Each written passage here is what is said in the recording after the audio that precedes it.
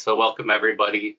My name is Xander Willoughby. I work for ConnexUs, and I'm very excited to host today's ConnexUs Thursday talk on peace and security for pastoralist communities in African borderlands. We've been really excited to partner with Conciliation Resources and the Institute of Development Studies and the XCEPT project to sort of launch their report, sort of explain a bit of the background. So I'll hand it over to them, but I'll sort of get out of the way and hand the floor to you, Zan. Thanks so much, Xander. So you'll notice that we have similar names. I hope that's not too confusing. This is the first. Yeah. Thanks so much to ConnexUs for hosting this event. My name's Alexander Ramsbottom. I'm Director of Research and Innovation at Conciliation Resources. We're a peacebuilding organization. Independent peacebuilding organization. We're here today to present and discuss our latest Accord publication on peace and security for pastoralist communities in African borderlands. This is a joint publication by Conciliation Resources and the Institute for Development Studies and an output of the XCEPT program. So today I'll give a brief overview of what XCEPT is, a bit of an introduction to the Accord publication, and then I'll hand over to Pater Scott Villiers from the Institute for Development Studies, who'll talk us through key findings from East Africa. And then my colleague at CR, Dan Tucker, who will present findings from the West Africa case study. And then we'll have time for Q&A. We've got other key researchers, Adam Higazi, I hope is on the line, and other people who've been involved in the research, so we can bring them in during the Q&A too.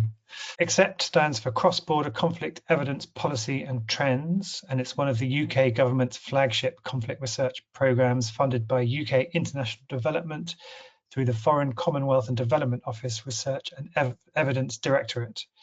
Its mandate is to explore dynamics in borderlands, how conflicts connect across borders and regions, what drives violence and peaceful behaviour, to produce actionable research that informs more effective response to conflict. It covers a broad geography from the Sahel to the Middle East to Afghanistan and Southeast Asia. It's led by ConnexUs UK and the Asia Foundation, working with several research partners, which includes Conciliation Resources. And you can see those up on the screen now. And they're doing multi-year research on XCEPT key themes. It also brings on many more partners through the XCEPT Research Fund, which is a flexible commissioning platform. So yeah, we're here today to present our latest Accord publication, Peace and Security for Pastoralist Communities in African Borderlands. This is out now. It's available free to download on the CR website, and it will soon be on the XCEPT website and the IDS website. So, much of Africa's 83,000 kilometers of borders run through remote areas with limited state services and authority. Many communities in these border areas do not look to trustworthy institutions to protect or provide for them, but rather to inter-community arrangements and agreements, and in some circumstances to guns and violence. Pastoralists have been crossing these regions since long before formal borders arose, and today their way of life has become entangled with contemporary border phenomena. Pastoral movement cuts across political boundaries, jurisdictions and authorities, usually peacefully and cooperatively among local communities. But pastoralists can also encounter and become enmeshed in different forms of borderland violence as victims and as perpetrators. In XCEPT research in West and East Africa, covering Niger, Nigeria, Cameroon, the Central African Republic, Uganda and Kenya, CR and IDS worked with communities and local research partners to learn about how violence works in some of the key borderlands and some priorities to better prevent and resolve it. The report presents 2 deep dive case studies from East and West Africa based on extensive field research supplemented by satellite analysis, for which we're very grateful to XCEPT partners, Satellite Catapult. Colleagues will go into more detail on the regional reports shortly, but the overall report also presents cross-cutting analysis and findings drawing on the 2 regional studies. So a few very brief points to stress before we hand over to the regional reports. First, Pastoralists get caught up in insecurity systems that thrive in borderlands and across borders. Borders and borderlands, far from population centres, are fertile ground for violent transnational economies. States, security forces, criminals and insurgents all make use of the opportunities of borders in ways that can preserve, protect and escalate instability. Pastoralists can be both victims and perpetrators of violence within these systems, and violence can include organised armed criminality and cross-border cattle raiding, violence against women and girls, armed insurgency, human rights abuses by security forces and vigilantes, and inter-community fighting, including between herders and farmers. Second point, policies and strategies to improve peace and security in borderlands need to engage in borderland community networks. Arrangements and agreements among pastoralists and other communities are the cornerstone of productive political economies and peaceful political settlements in many borderland areas. But these networks are being strained by militarized policing, anti-insurgency operations, and ineffective land management. Thirdly, pastoralist community networks and mobility have proved adaptable in response to contemporary challenges of climate change and environmental pressure, which are negatively affecting their security, well-being, and livelihoods. This capacity to adapt highlights the value of both mobility and community network for pastoralists operating in these areas. Our research suggests a fundamental challenge for security stems from the lack of political agency for pastoralists and other communities in borderlands, and that more effective and influential representation of pastoralists in policy discussions and arenas is key to improving security sustainably. So now I'm going to hand over next to Pata, who will talk a bit more about the East Africa case study in the report. Thank you, Pata. Thank you, Zand. Great to be here. So just to begin by saying a little bit about the place in East Africa that we're talking about here. Karamoja and Turkana, they lie at the northeast and northwest of Uganda and Kenya, respectively. And they have this reputation for being places of violence and being ungoverned. These vast dry grasslands have been on the margins since the states were first created in the beginning of the and they have recently become more interesting to national elites for their mineral and fossil fuel and renewable energy resources. Important for our story here is the rainfall, the environment. This slide shows the location. You can just see, if you make it out, the border running diagonally up the diagram. And you've got Kenya on the right-hand side and Uganda on the left. And what you can see is that the rainfall is very low. So you can see that low vegetation cover, but it is much lower on the Kenya side than it is on the Uganda side. And what you have is a pastoralist population who are making use of extensive grazing lands, but they're moving across that border every year in the dry season from Kenya into Uganda. The other important factor here is the different political regimes on either side of this border. So in Uganda, you have the NRM, which has been in power for almost 40 years, who's made a recent turn towards getting development done. And the army, which is already dominant in Ugandan politics and administration, has been tasked with taking the lead on wealth creation, particularly in modernizing agriculture, mining, and energy sectors. So it's been present in this part of Uganda in Karamoja for many, many years, but it now has this additional task. Meanwhile, Kenya, on the other side, it favors a more free market economy managed by a kind of free market politics. You have regular elections which are highly competitive, involving vast sums of money and intense bargaining between different ethnic groups. Relations between the two countries are alternately fractious and then brotherly, and the differences between the two systems make a space for insecurity on the borderlands, particularly offering advantages to criminal networks. The people on the ground, meanwhile, who've worked and lived together for centuries, they get very little in the way of justice, and they don't get the kind of development that they want. So just moving on to how did we do this research? This research was a collaboration between communities on the ground, the Institute of Development Studies, Karamoja Development Forum, and Friends of Lake Turkana. In August 2022, we invited 16 pastoralists from diverse backgrounds to work with us to research the insecurity that's plagued them. They range from 25 to 70 years old. They're men and they're women. They are from pastoralist camps and from small towns, and they have education in the traditional system or in schools. And they researched in 2 teams on either side of this border, and they met up to analyse. I apologise for that white line on the map. It's actually, there's a red line. The white line got put in the wrong place, which is the area that we looked at. It's either side of that border. And their work revealed this system of insecurity, which has these interlocking actors and violent events all working to consolidate one another. So no one actor could be said to be to blame. And what they've done is they've shown us how action research, if you do it well, that's community-led research, it produces not only robust findings, but really impactful ones. Why? Because the researchers are the same people who want a solution and they need truth to work on. And those 2 pictures on the right of the slide show the covers of 2 publications that the community teams produced for their own readership. And they've been using these to become much more engaged since the research gave them good arguments and evidence. Okay, so this is a story to illustrate the main findings, really. Kana and Karamojong pastoralists, they were grazing around a dam on the Uganda side, as they've done for many years.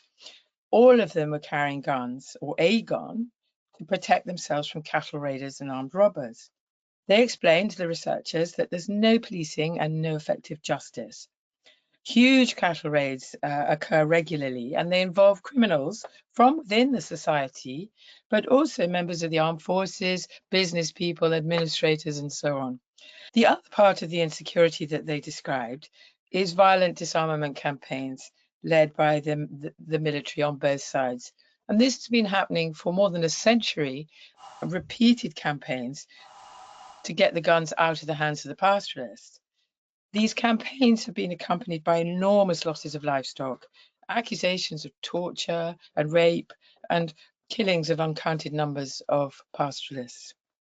So in November 2022, the researchers were present when the Uganda military and administrators of the 2 territories called a meeting of the herders at this dam, and they announced that any Turkana from Kenya found with a gun would meet with the full force of military law. So immediately, many Turkana pastoralists started to move back into Kenya, as without protection, they said they would not be safe. So back across the border, their political leaders counseled them to stay on the Kenya side. But the pastoralists were saying, well, that's all very well, but it's the height of the dry season and there's no grazing and we are hungry. What are we going to do? So they felt their politicians had let them down. In February, 3 months later, 32 Turkana herders who'd stayed inside Karamoja were arrested in a raid and sentenced to 10 years apiece in a military court for carrying guns. Turkana community leaders increased their pressure on the Turkana county government to engage with the Uganda government. But in May, Uganda's president, Museveni, issued an executive order where he increased the military presence in Karamoja and expelled all the Turkana. Turkana felt they were being blamed, and the abuses and crimes were continuing and the cattle raiding was going on. So it was as if it hadn't got to the bottom of the problem. Armed with this analysis from their research, the pastoralists got into dialogue with army personnel, ministers and governors. And one of the outcomes, which is interesting, was a bilateral resource sharing agreement that proposed ways of making cross-border movement and grazing more secure. But the agreement is still not signed. That's a year and a half later. And it's probably in part a victim of the waxing and waning relations between the 2 countries, but it also might be said to be a part of the effect of the Ugandans' carrot and stick approach, with a bit more stick than carrot. So what do we take from all this? On the one hand, we have a situation of securitization and counter-securitization. What does that mean? Securitization is when a state labels another state, but also a population or a border as endemically insecure, and that it means that they should suspend the rule of law and they should use security forces to sort out the problem. But because in this area, militarization, which has been going on a long time, has made the violence worse, basically the people distrust the state. So they counter-securitize, they arm themselves. So where's the light at the end of the tunnel? Interventions like the resource sharing agreement might be a token, or they might be a real opportunity. And there's more examples. First, one of the best instances, according to the Pastoralists, was when the Karamoja administration clamped down on local markets, allowing the sale of stolen livestock. And they also clamped down on trucks moving out of the region with stolen livestock. And the people said, oh, this is a real case of the rule of law coming back into action and supporting us. The second one was a new army commander who was appointed to one of the districts in Karamoja. And he started to treat youth as not as criminals, but as actors to have a dialogue with. And the killings in that particular part of Karamoja went down very rapidly. It's true that the NRM is accused of sort of tempting young people away from being opposition members by offering them support or favors. But on the other hand, you can see here an opportunity that the young people who'd been involved in this research could take up with their eyes wide open. The third example was on the Kenya side, where you have borderland politicians on the Kenya side who at first seemed to be failing to support the Turkana, the Kenyan pastoralists, but who were actually negotiating in both Kenya and Uganda. And a year after the arrest and incarceration of the 32 herders, they were released. And this was partly to do with this political engagement. And people saw that maybe their politicians aren't so hopeless after all. So what should we take away from all of this? It's all about trust. It takes a lot to restore trust in a population after 100 years of violent experience. A desecuritizing narrative, less talk of conflict, of terrorism, and more talk of law and admiration for an extraordinary system of production, would begin to bring pastoralists into dialogue with government, as we've already seen. If actions of government, of politicians and security forces were to become more accountable, then you can start seeing trust building. But if actions are only ever just little actions and they aren't accountable, then people retain this sense of, I'm not sure whether I can trust you. The people desperately need trust if they're to stop having to use so much energy in just defending themselves. They need it so they can put their manifest capabilities for being productive and for social good into practice. And indeed, the states also could do with improving trust. Militarization is very expensive and it's also dangerous. And also, in the end, it undermines development. Thank you very much. Thank you, Pata. We'll hand it over to Daniel. So the work in West Africa was slightly different. You can see here the dark orange lines highlight the research areas, and whereas the work in East Africa was focused on quite a specific geographical area, instead in West Africa we focused on particular border routes and borderlands. So we had a particular focus on the Nigeria-Niger border, and then also the Nigeria-Cameroon border.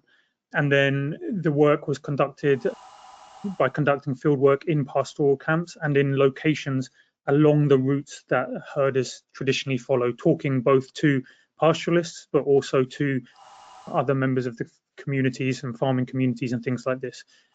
The research was led by Adam Higazi, who's on the call, and he was accompanied in that process with a team of researchers who conducted research over the course of 15 or 16 months.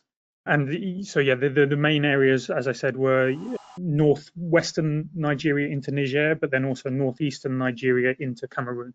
The overarching findings, I'm just going to go through them, and then hopefully we can go into more detail in the Q&A, is that the emerging finding is that it's very difficult to be a pastoralist in Nigeria and West Africa, and it's only getting harder, and it's getting more precarious and more dangerous. And the root cause of this is that there's a number of often interlinked factors that are very complicated, but they're contributing to creating what can be understood as a hostile environment for pastoralism in the region.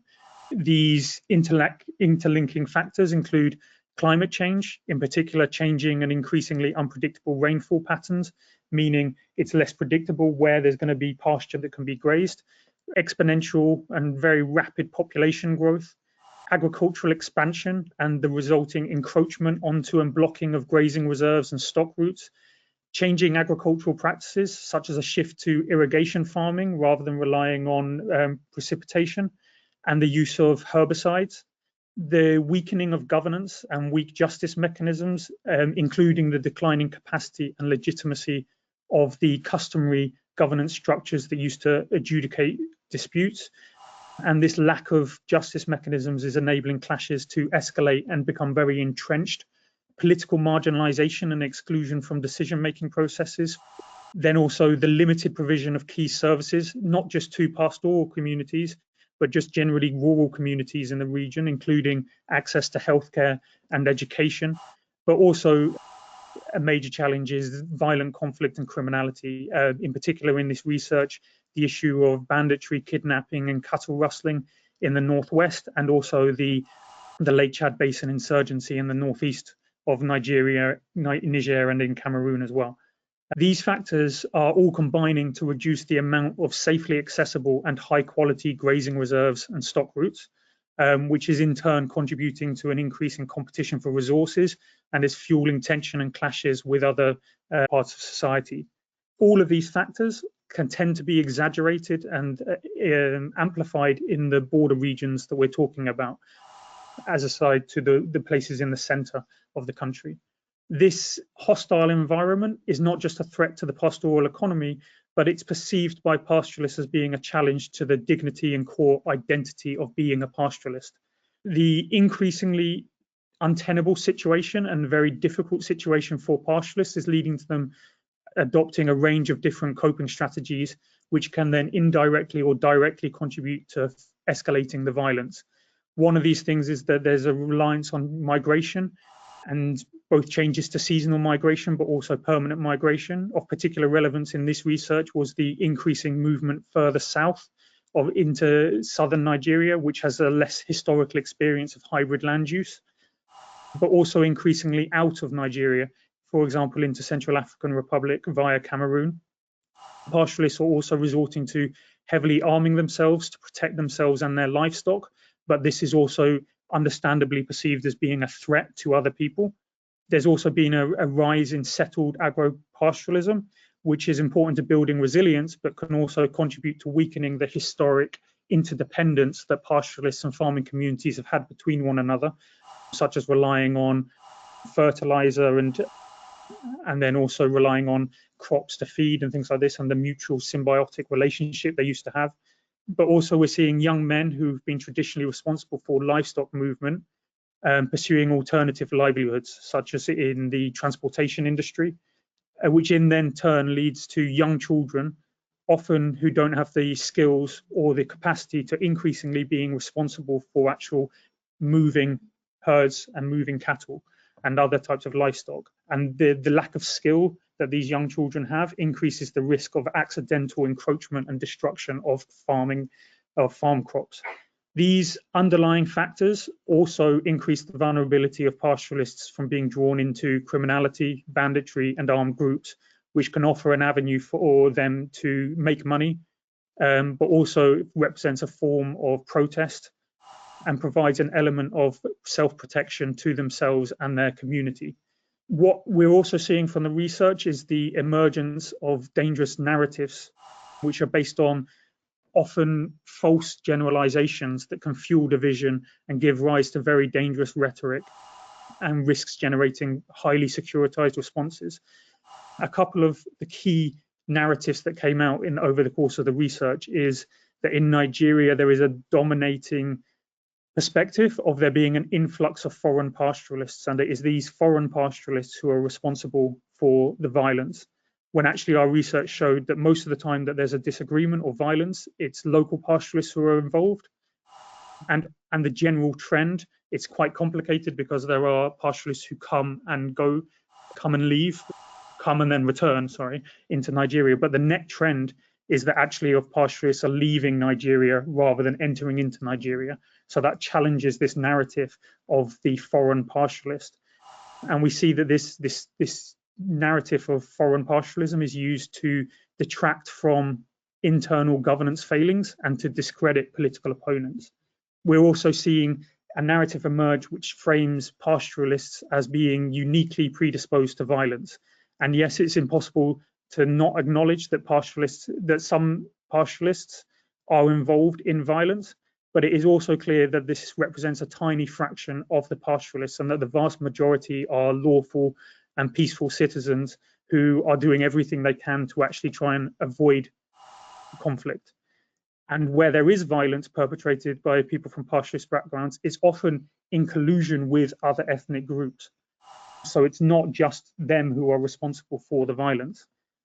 Finally, there's a perception that is emerging that the violence is very one-sided, that pastoralists are the perpetrators and never the victims.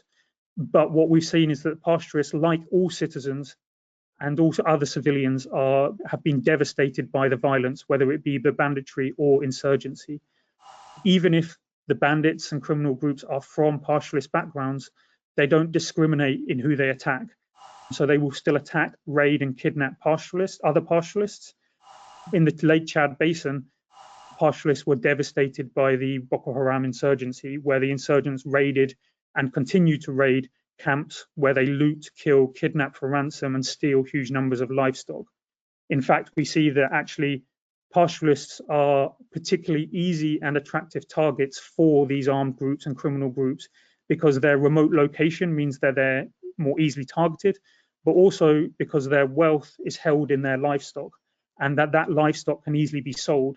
And so they have a much higher liquidity of their wealth in comparison to farmers whose wealth is held in their crops, which obviously is much harder to turn into cash. So actually there's a high targeting of pastoralists because they can easily convert and generate money, which can then be used to pay ransoms or to be sold to then fund insurgency and to purchase the weapons and resources needed to undertake those attacks.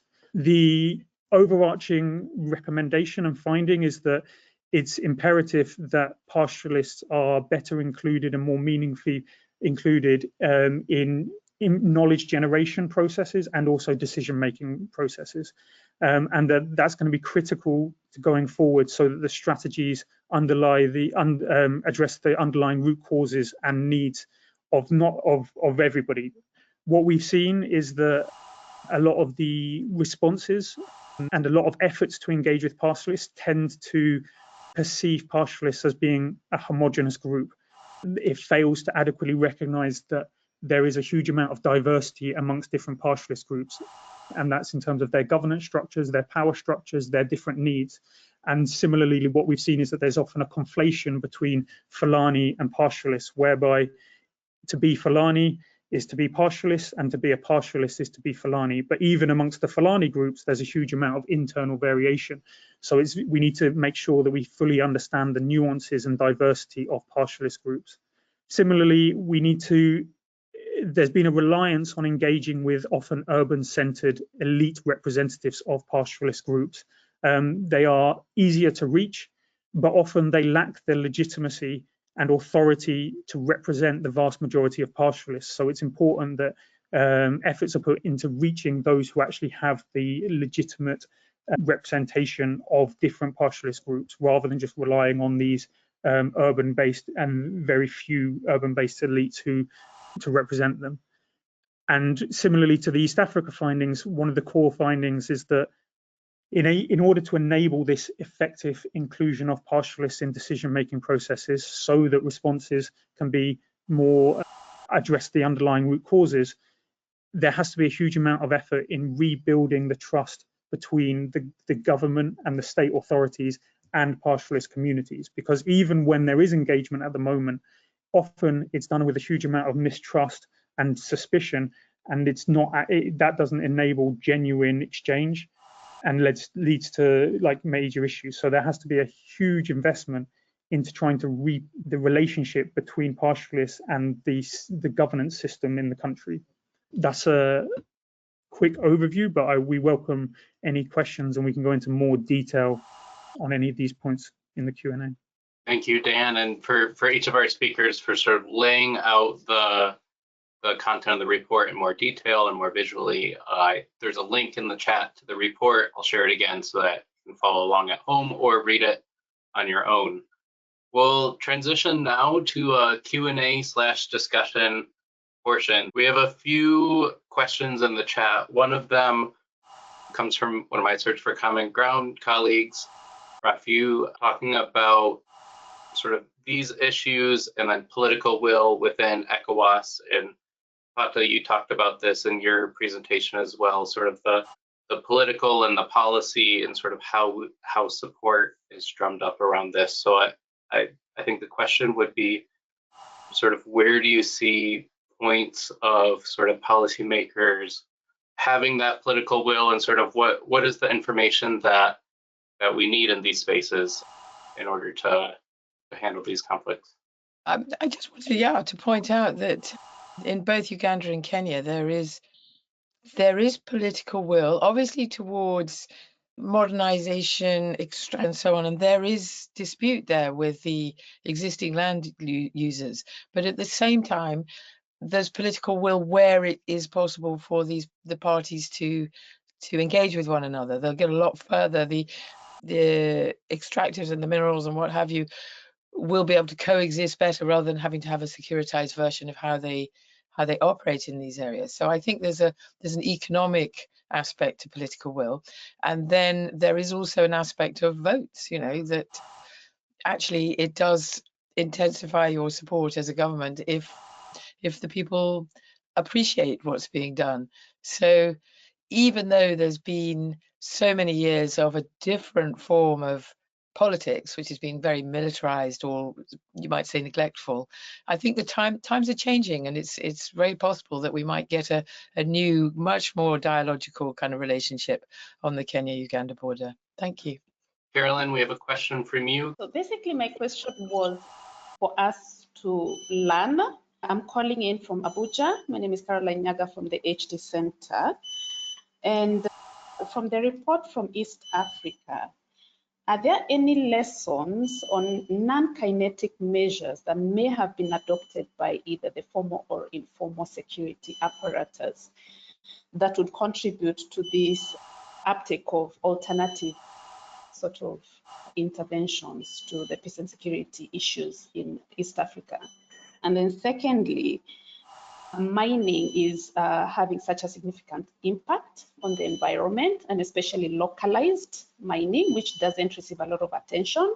Is there any connection to the implications of mining on the environment to the peace and security as it relates to pastoralists? Thank you. Pata, I assume that starts with you, and then others feel free to add on. Thanks, Caroline. Yes, in terms of non-kinetic measures, there really are. The purpose of the military presence is to create security, but you can't create it if your population distrusts you, and at the same time if they're feeling defensive. So the non-kinetic measures, it doesn't actually take so very much. The pastoralist society is very well structured, and even though there are rifts and difficulties, there is still something with which you can engage, which can create very rapidly a relationship of dialogue and how are we going to manage this between the armed forces and the citizens. So I think there are plenty of non-kinetic measures that the army itself in this part of the world is aware of. It just there needs to be greater political will behind from all the different parties to put these into action. And then that other point about mining, you're absolutely right. There's the impact of sort of larger scale mining, but there's also artisanal mining.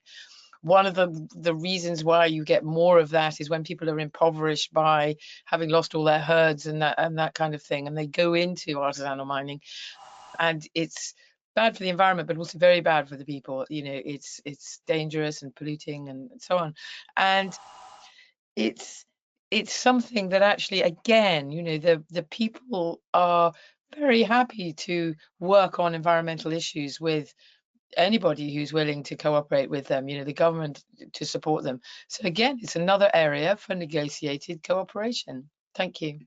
Ben and Adam, do you have a western side of the continent approach? If not, I'm going to combine a few questions next. Seeing nods? Perfect. Seeing a lot of questions about the link between climate change and farmer-herder conflict, sort of on both sides. I think starting with the Nigeria-Cameroon side, can you guys talk a bit more about sort of the conflict dynamics that we see, sort of how people are adapting, and how does that affect the situation that we find ourselves in? Okay, thank you for that question. Well, I think first of all, it's important to analyze the impacts of climate change by looking at the data, which in this context is specifically rainfall data and temperature, both of which affect the vegetation, pastoral livelihoods, mobility, farming, and the suitability of different crops. There is a problem with the quality of the data. I mean, the perception in the field and our observations are certainly that rainfall patterns are changing in Nigeria, in Cameroon, and other parts of West and Central Africa. Temperatures are increasing. I mean, it's been extremely hot this year, for example. But I think we do need better data, and that would help us actually, I mean, and it would help kind of policy interventions to cope with some of the changes that we're seeing if we had better observed data. But essentially, I mean, for example, if the rainy season starts later, or if it starts and then it's punctuated by a 1 month break in rainfall, that creates problems for farmers if they planted their crops and the crops then are stunted or they die during that 1 month period. We've observed that. And then it also creates changes in transhumance patterns. And so that can actually disrupt the predictability in the relationship between farmers and herders. And I think if there are not kind of institutional structures or even community arrangements in place to cope with some of these changing dynamics, it can reinforce conflict. Yeah, so it also but I think the second point to make is that climate change can reinforce some of the existing dynamics we're seeing in land use and land cover change. So for example, there are very high rates of savanna deforestation, and some of the flooding we're seeing is actually also attributable to deforestation and stripping river basins of trees and so on. So the vulnerabilities of the climate change are reinforced by land use practices as well. Anna or Alexander, anything to add there before? But I'm going to put the same question to you. Yeah, just very quickly, I think a point I was sort of introducing when I mentioned at the beginning was that actually pastoralists' way of life, you know, it is being encroached by these environmental and climatic changes, but they've proved very sort of adaptable to some of the changes, you know, some of the hardships that have passed on, you know, about the way they sort of manage the herds, and they have relationships with different communities to manage the changes that Adam was talking about. So I think it's important to recognise that environment and climate are sort of conflict drivers in this environment, but also the pastoralist way of life is quite good at coping with those kinds of changes. So it kind of reinforces the value of society and pastoralists' movement and the way they deal with things, as far as I understand it. That just it kind of reinforces for us that there's a really sort of valuable way of operating that that pastoralists have, and there's lots of examples of that in the report, which are really interesting and I think are really important. And it feels like an important point to just reinforce that. Yeah, it kind of demonstrates their resilience and how they can cope with contemporary challenges. Can I just add something very quickly to that? What Zan said is exactly right. Basically, the benefit of mobility is that you can move your livestock between what are patchy resources and this unpredictable climatic conditions to a greater extent, in terms of the location of seasonally variable water and pasture. So if you're mobile, you can track your cattle to where those resources are. Farmers are also adapting to climate change to some extent by changing the crops they plant. So for example, sorghum is replacing millet. Is replacing maize in some areas, as is millet, because they're more resistant to drought. And then you get the short cycle varieties instead of the long cycle. So there are ways that people can adapt. But what I would just say is that states and also international donors can help by, for example, increasing boreholes and water resources in key locations. So northern Gombe state, which is one of the areas we did fieldwork in, is very dry during the dry season, actually could be better used by both pastoralists and farmers if they had more infrastructure for storing water that would last them during the dry season. So there are interventions that could also help, which at the moment are not really being made. Thank you. Pata, did you want to add something on the climate side for East Africa? Well, very quickly, yes. Climate scientists have recorded increase in temperatures on both sides, particularly in Turkana, and an increased variability in rainfall. So the mosaic of where the rain falls has just increased, and you get shorter intervals of rain, and they're in different places all the time. So that increases the need to move. The capacity of pastoralists to do that is unrivaled, and their ability to negotiate that is also still very strong. So on the one hand, just echoing what they're saying on the other, from West Africa, what happens when you increase the sort of need for, as it were, security exclusion zones, or they had a system in Karamoja where to protect the livestock because there wasn't enough policing in the sort of the rangelands.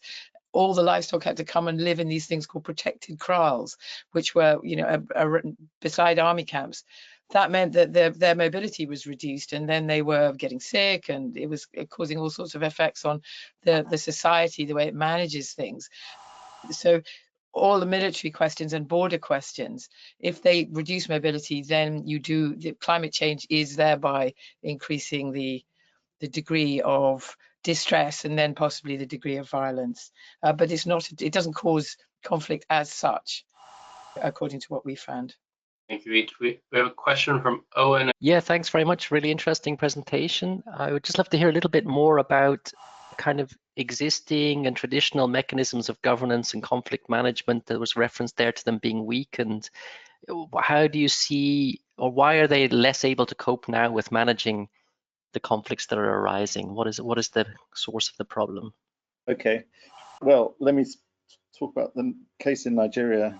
There's been a transfer of power away from traditional institutions towards politicians, particularly state governors.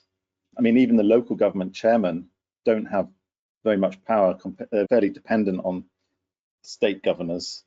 Having said that, the traditional leaders do still have an important role, and some of them do actually have a very positive role, but it varies quite a lot between locations in the Nigerian case, I would say. In Cameroon too, chiefs also are important, but I think sometimes the challenges they face are very great, and they don't always have the means to deal with it. I mean, a lot does rest on the governors, and if in a kind of federal state like Nigeria, if a governor has policies, for example, that are triggering conflict, or that are really not promoting peaceful relations between farmers and herders, or has kind of issues over land governance that are producing conflict, there's not that much that the traditional leaders can do, whereas in the past they did actually have more control. So I think it's about working both with the states and state institutions as well as the traditional institutions, and try to get them, in a sense, aligned.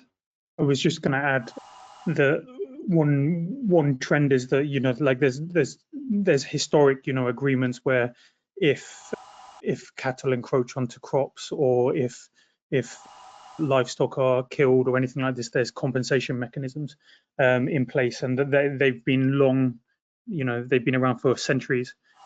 But one of the challenges now is the level of politicization, and then there's this perception of inherent discrimination in the system, and part of that is that So pastoralists feel now that those compensation mechanisms are often like overly severe, and that they'll be overcharged, and that they feel like they're being discriminated against. On the side of the farming communities, they feel like they're not getting enough money. But the reality is what's happening is that there'll be some crops will be damaged, and then because of that person will just move on and pass through the system.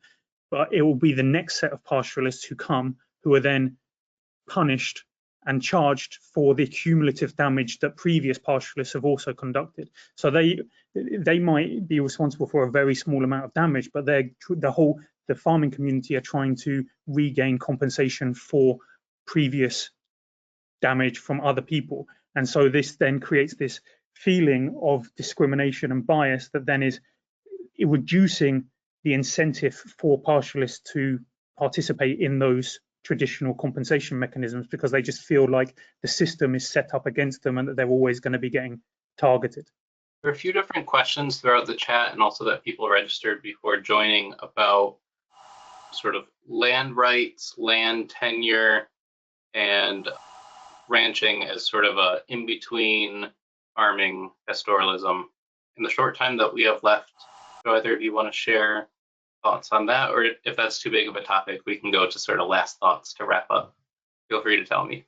It's a very important topic, even if it's enormous. I'd like just very quickly to mention Kenya had a new law on land registration, which introduced this idea of the pastoralist territories, what we once called the trust lands, being able to belong to communities. And then there was a whole load of debate and difficulty about, well, what's a community, where is its edges, and all sorts of maneuvering in order to get one's sort of, as it were, control over a territory. So they haven't resolved the problem of communal land rights, except in the ways in which the pastoralists had always done it, which is this kind of intermingling of different peoples over the same land at different times of year, or at certain times of year they're all together.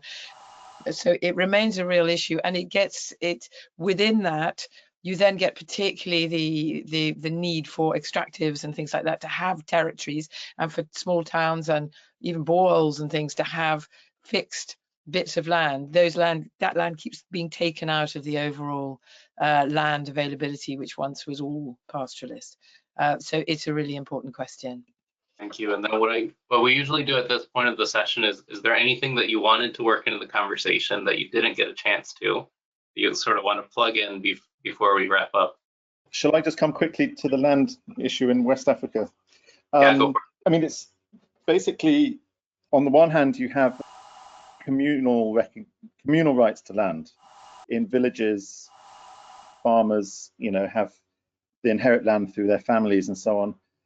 The traditional leaders, district heads, village heads in Nigeria, do have some control over the allocation of land. But there's a law in Nigeria, the 1978 Land Use Act, which gives state governors, control over land in their states. And that actually is leading to very high levels of land grabbing across Nigeria, in fact, in all 36 states. And what we're seeing is peasant farmers or small farmers, but also herders being dispossessed of land. And that's increasing competition actually between them in the areas that they get forced into. So this is a kind of change that's happening at the moment. And in some cases, this is leading to cross-border migration of herders. Like when grazing reserves, for example, get taken over by politicians, they have nowhere else to keep their cattle, and then they will move over into Cameroon, or they move their stock into Niger. So we've seen this happening in Jigawa, in parts of Adamawa State and elsewhere. So the land issue is very fundamental. Where I would say, where we see land being managed more kind of equitably between herders and farmers, it can lead to sharing of land and more integration of their production. And then that lowers the levels of conflict that we see. So I think this is a very important issue, actually. And it's one that needs to be addressed at the local level, but also at the very top of government, because of this 1978 Land Use Act, which gives governors too much power over land. And politicians abuse it. I don't know if that's really, I assume it's happening in East Africa as well, Pata, but did you see that in your area? I mean, might be interesting to compare it.